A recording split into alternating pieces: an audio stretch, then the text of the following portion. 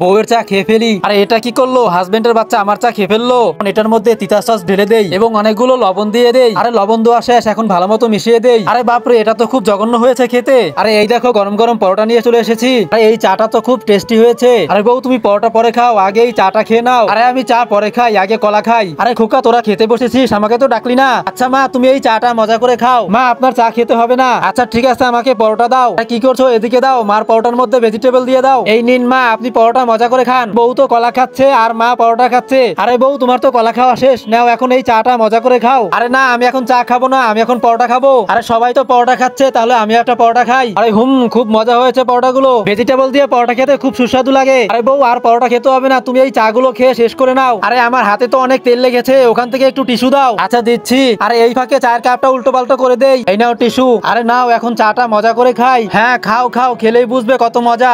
অনেক টেস্টি হয়েছে। আরে বউর তো চা খেয়ে কিছুই হচ্ছে না, আমারটা একটু খেয়ে দেখি। আরে এটা তো খুব তিতা জঘন্য। চালাকি করার কারণে তোকে কেউ লাইক সাবস্ক্রাইব করবে না, প্লিজ লাইক করে দাও।